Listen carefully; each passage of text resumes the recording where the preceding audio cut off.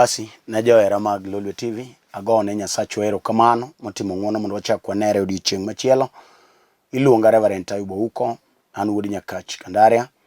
Alemo kod kanisa mar St. Meshach Fellowship Church. An e piny Nairobi, kamoro ni Kibra. Kanye mwayale Yesu. Okinyi ni Nyasaye otimo na ng'wono mondo warad kodi yor ono. Endo adwa mondo achom wach momiyo waromo e kitabu mar Samuel mar 2. Som koda kitabu mar Samuel mar 2 9 matindo achiel. Mumb Nyasaye wacho niya, Daudi nopenjo niya, Dipo kodong'ie ng'at moro ma dhood Saulo koso, mondo atimne maber nikech hera mane aherogo Jonathan.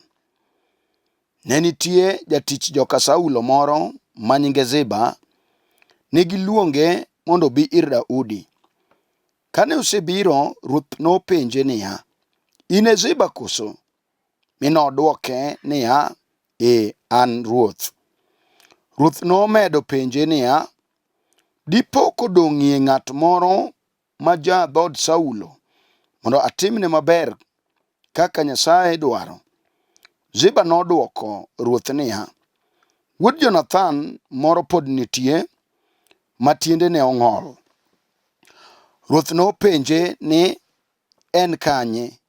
Ziba nodwoke niya, en Lode bar e od Makir wuod Amiel.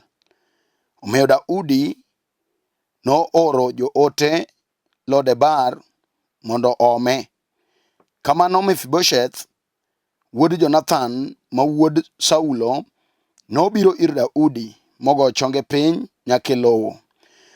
Daudi noluonge niya, Mefibosheth.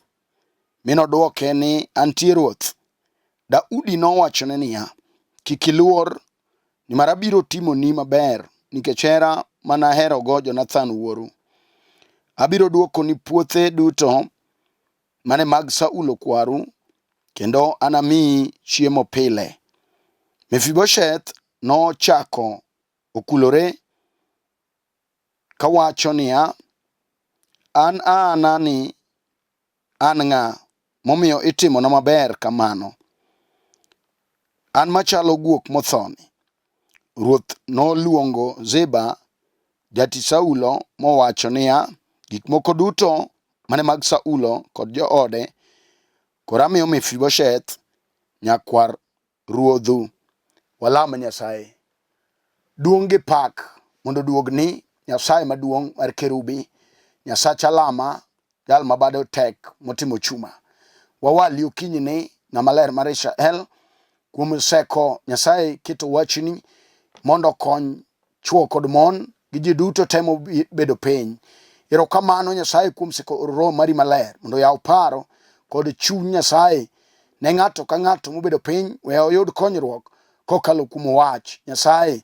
Erokamano Rabi, apuoyi kawali kamiyo nyingi duong' okinyi ni, nikech in Nyasaye maduong', e nying loch mar Yesu Kristo. Amen. Kaka wacho, iluonga Reverend Ayub huko. Nyasaye gi ng'wono ne otima mondo abed tung' okinyi ni. Alime kanisa mar St. Meshach Fellowship Church.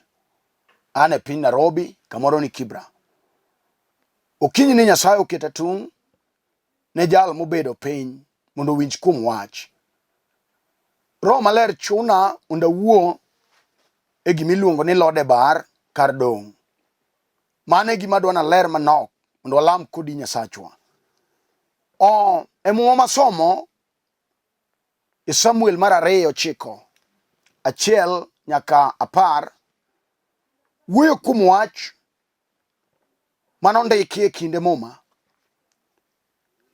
Manoyudo ruoth moro miluongo Daudi Kajese, mano jal mathuon.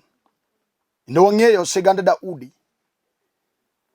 Sama lweny nobedo e kinde gi Saulo, to Daudi nong'eyo kaka iepo yamo. Kendo chieng' moro achiel, ka muya marach ogore kuom Saulo, to wang' omany wuod Jese Daudi mondo go thum. Macho ni saka sa ma Daudi ne go thum ne Saulo to muya marach ne a kendo ne weye. To lengo mar Saulo maduong' ne en mondo rok tong' kuom Daudi nikech nyiego mane en go kode. Kata kamano Daudi ne jal mane Roho Maler ne ongozae, kendo notemo mondo kik wach moro marach reye gi Saulo, nikech Saulo ne en mowir mar Nyasaye. Chieng' moro achiel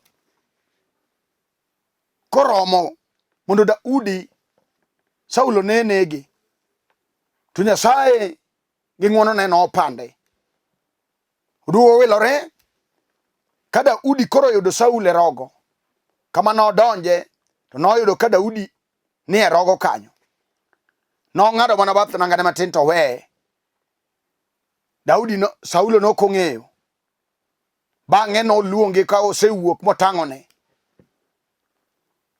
Thuolo mar ariyo, ka Saulo koro yweyo nindo piny, nindo terogi gi jolwenje, to gichwo tong' kanyo. To Daudi oyudo ka Saulo nindo. Machiel kuom jolwenje owacho ni kawuono Ruoth oseketo wasiki e lweti. Daudi nodagi, owacho ni kik imul mowir mar Nyasaye. Nong'eyo kaka iepo yamo. To ne nitie wuod Saulo moro miluongo Jonathan, mane en osiep Daudi ngita gi del.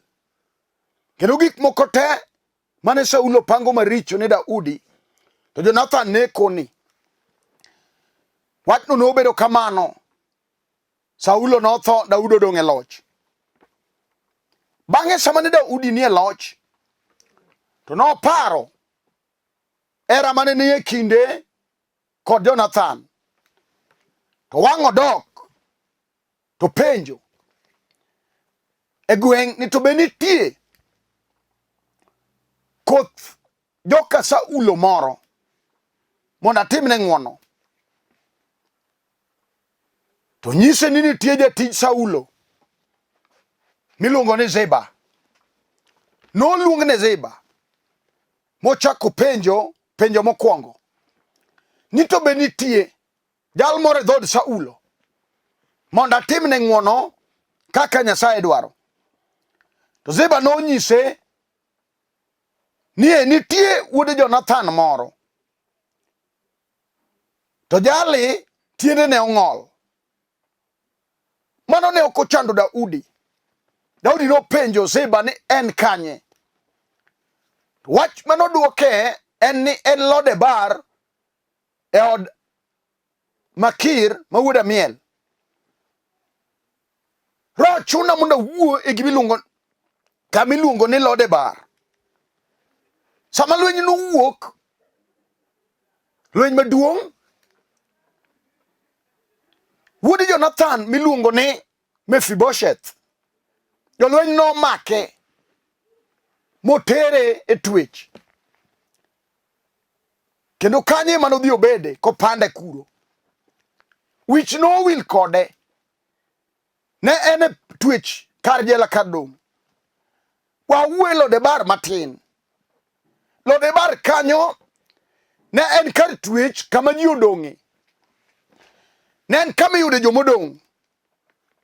Omiyo ka Daudi openjo Ziba ni to wuod Jonathan ne ni kanye, to nodwoke ni en Lode bar e od Makir wuod Amiel. To Daudi owacho ni nogolo ji mondo dhi ome e Lode bar kama ne entieno. Mano jal maputh marang'ol, kamochom onge, odong' kanyo. En jal marito thone. Gima ber monyalo yudo onge. Okinyi wawuo kodi in mibedo piny. Nyaka sama wuoyeni, wan gi dhako ma jochinde oloro ni. En Lode bar kar dong'. Lode bar ng'eny, kendo kawuono ji mang'eny odong' Lode bar. Wan gi ji manyuolo nyono ne piny, ato rwake kong'o, mane kamodong'e, eno madho kong'o mokiare, dichuo mosomo ma wiye ler, kamodong'e no, onge ng'ama luonge kata mondo ng'ad rieko, en kada ji eleleya, to dong' kanyo, nyiso nang'o, en Lode bar, en kar dong' kar kwamo, osetem gi yedhe mamiyo ji we kong'o, oseteme gi lamo nyaka gi misuma, to golo dichuo no Lode bar otamore. Sama Mefibosheth ne piny Lode bar, gama ni nyalo gole kanyo ne onge.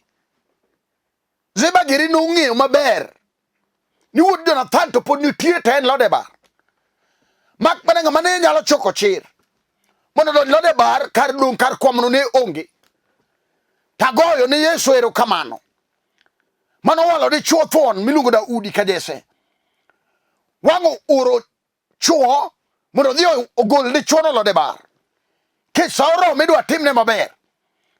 Kata in piny kawuono, kech wan gi jok ma jochiende oketo gi Lode bar mar tuo, okaw tuo magalagala to so kuome, ato gino miyo dong' piny kanyo, gino ywa mwandu mos mos chalo seke mochwo e busa tiywayo, osechamo mwandu ge te, dalo odong' gi lwete nono, udong' Lode bar ng'ama nene onge.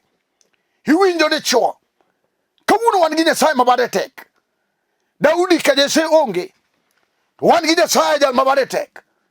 Biro manye manya Lode bar kama intie no, katibed migogo ma jochiende no riembo ka chwore, ato keti in kori tiyo tije mag tedo e gwenge mopogore opogore. Kawuono koneni wagoso, kiny chak ineni e piny Suba, mane gima jachien dwaro, udong' kodi e piny Lode bar. Samoro nyimine gi te gine gidhi tedo, in magino wangi, ato gino keti e Lode bar kanyo, kanyo midong'e. Yesu mwawuoyo kuome nigi teko gi nyalo mar goli kanyo, kata ineno ni dong' giminyalo mako maber onge, uchiende otami, ginyieri kamidong' e Lode bar no, mane morgi. To Nyasaye manigi teko biro oro Roho Maler, biro wuodhi kanyo ka wang' ni fweny ni kama initie no in Lode bar. Kech kawuono wan gi mon ma jochiende oketo, ok ginyal neno maber, kech ne gidonje kaber. Samowuoyo ni en lweny, en goruok otieno, samoro ifundo ne mondo dhi. Wan gi jochiende nyotamo neno nyathi, nikech samoro dhakono notimo abortion, ato remo manochwero ywak e toke odagi, sani ok onyal neno nyathi. Osetemo ga madhoga muonya, osetemo nyaka gi yedhe nyoluo, osetemo nyaka gi manyasi, gino tamore okwiny manyasi, mane iluongo ni Lode bar, mane kama enitie, kama mon maloche nitie no. Ok mwawuoyo gokinyi ni Yesu ja Nazareth biro oro teko mar nyalo mondo goli Lode bar kama intie no, mondo chako nini ka ng'ato kendo onge jal manochwe migumba. Yesu nigi teko gi nyalo mar golo gima sandi no. Kawuono mondo idong' thuolo, ka wang' wach miwuoye odonjo ni kod okinyi ni onge nyalo manyalo tamo Jehova, onge gima nyalo tamo Yesu, onge gima ochung' kata ochalo thur kata en got, kata oketi kanyo ni mane kamibergo. Yesu nyalo wuodhi kanyo kanogol Mefibosheth kama nosedong'e ka jogi otho, odong' kende nyamasinga madewe onge, kanye mane Daudi ka Jesse manothuo nooro jolweny mondo dhi owuodh dichuo cha Lode bar. Kata mana in kawuono kinyi kama initieno ma wasigu ketie, kata oketie nyasore gi njaga, kata oketie kong'o Lode bar kanyo, kata oketie dhier, kech wan gi joma ne jochiende notamo ni ok one gir lwete, gimoro amora momulo kethore, en jochiende dwa nodong' e dhier kanyo, mane kama idware maber kode. Wawuo kodi ni mano Lode bar, wan gi Nyasaye mabade tek motimo chuma, nyalo dadi e dada kanyo, kata ale moketho lweti ma gimoro amora mitimo kuogi. Winji mano Lode bar, wan gi Nyasaye mabade tek mar ono manyalo timo ni ng'uono sani, wan gi Nyasaye mar kech manyalo timo ni ono. Iluonge ono jabura jateko. En kene mowashigo luore. Kata oketo nyithindo gi neko. Kata moko ndulume go piny. Kech mane lode bar kama dwani gibede. Mano kar dong kar kwamo. We awuo kodi gokinyi. Nyasaye nitie mar nyalo. Nyasaye nitie mar kech. Nyasaye nitie mar ono. Nyasaye nitie manyalo goli kama intie no. Iwinjo nade? Iwinjo? Kata kama onegi gede.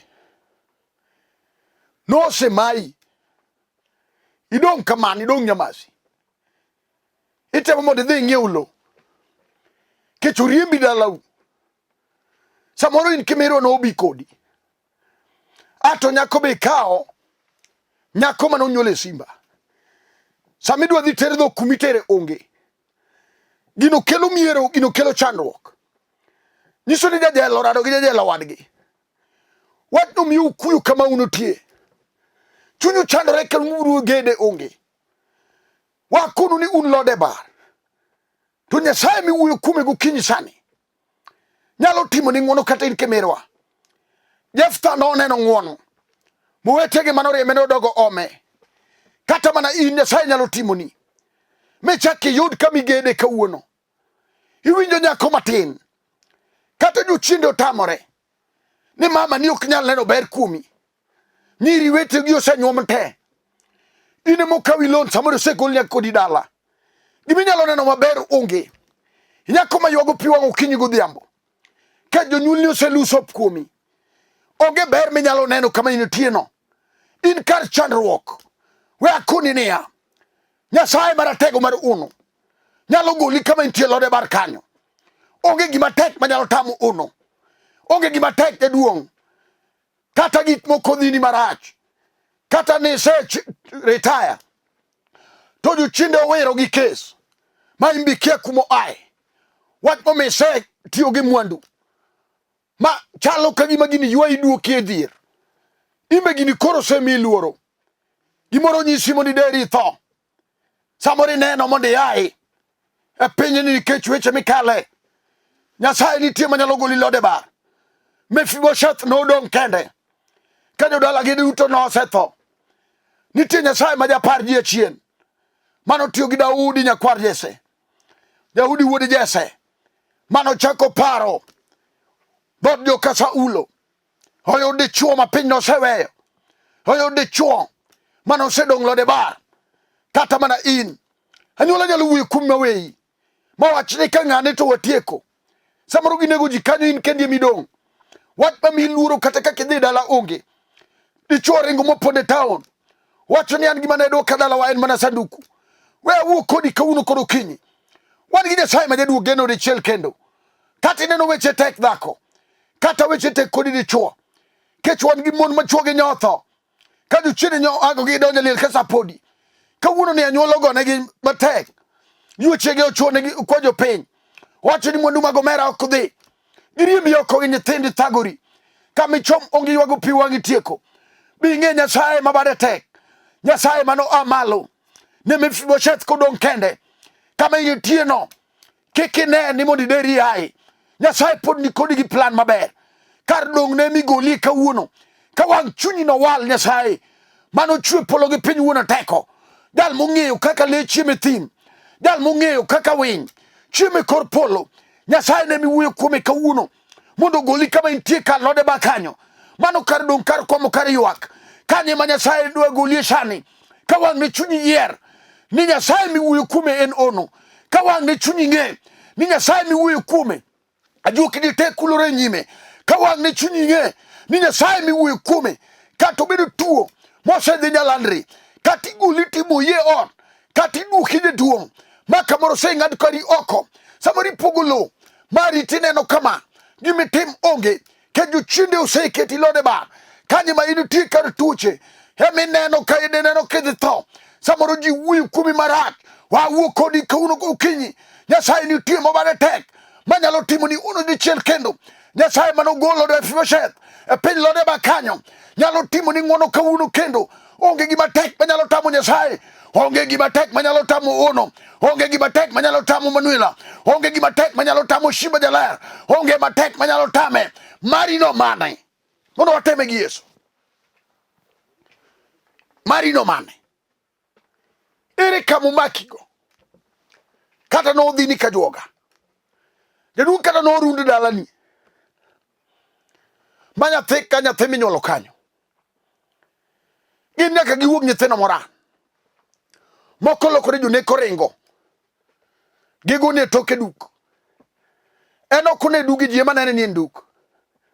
To wan gi Yesu ma janeko gone e toke. Wan gi Yesu maduone ng'ato kendo. Mefiboshet nyinge nolal, kendo ka Jonathan ne okwane. Ere wach ma in go? Kata nyingi nolal e buru. Yaya chunyi mondo walam kodi. Onge gima tek manyalo tamo Yesu. Daktari emo nyalo tamo. Kata ipime e lab to ok yude. Daktari magino nyalo tamo. Kata imenye kiyo to ok ywaye. Ajuoga magino setamo. Yesu miwuoye kuome en jal mano tamo nyaka wang' tho. Ma wang' kaburini ong'udhe abara. Bang' ndalo adek kaka nosingo, none ka japuonj dhuolo liel, kata api norwake liel. Kawuono wan gi Yesu biro wuodhe. Kawuono biro duogi lweti kuom nyalo mar ono. Kata ji nowacho ang'o, kata norundi ni nyithindo dhako, ma nyathi ka nyathi onge makonyi kata achiel. Kaka ithagori e kaka nyingi be thagori kuonde ma gitede. Jachien oketo chuny dhier kanyo. Gin Lode ba kar dong' onge kata nyathi achiel minyalo kwano ka weche tek. Chiende odagi makogi mateka. Kawuono gokinyi chunyi wuoyo nade? Be ineno kinyalo goli Lode ba? Be ineno kinyalo wuok kama intieno? Kata in e piny siko, kata in kar anete, to Nyasaye manogolo Mefiboshet. Mefiboshet bende chal kodi kamano. Wan gi joma ni nyaka gi ng'ol mar chuny. Kata obedo piny neno wuotho, to chuny ng'ol ni kode. Mefiboshet to tiende ge mano ng'ol. To wan gi dichuo kawuono gokinyi ma chunye ema ng'ol. Gima nyalo neno maber onge. En noseng'ado neno liel. Wan gi moket ng'ol mar tuo kuome. Moko oket ng'ol mar paro. Wiye dhisi lusi. Te nying Yesu jateko mar Kalvari inyalo gol kuma intie Lode barno. Kama idong'e no inyalo wuodhi oko. Kama intie no pok otamo Yesu. Samoro isetemo gi jolamo. We wateme gi Yesu shimba kawuono. Samoro isetemo gi jonyakalondo. We wateme gi Yesu meja jateko. Samoro isetemo gi rieko mag dakteche to tamo dakteche. We wateme gi Yesu mondo ine ka Yesu timo ni ng'wono. Mondo ine kigoli Lode bar. Muma wacho niya, soma Daudi norado gi Ziba, mano jatich joka Saulo. Openje ni be Dipo ka nitie jal moro mawuok e dhood Saulo mondo otimne ng'wono. To paro Wuod Jonathan, jal marang'ol, jal ma piny okwan, jal manowe, jal modong' kar kende. Wacho ni nitie moro miluongo Mefiboshet. En jal matiende ne ong'ol. Kata mana in samoro iseng'ol e yo moro, kata ing'ol e yor chode, momiyo jochiende oseketi Lode bar. Ochom kodi kar liel. Samoro tuo osemaki, ineno ni idhi tho, kata obedo kimi emonyo omaki e piny Lode bar. Yesu nochiero nyaka jathany. Yesu nochiero Lazaro. Kimi ok nyal tamo Yesu sani. Rembi Yesu biro kikore gi remono. Michak iyud ngimani kende lweti. Chunyi monego iyaw mondo iyie ni Yesu kende kende en manochier moloyo tho. Jal madwaro yudo resruok kuome.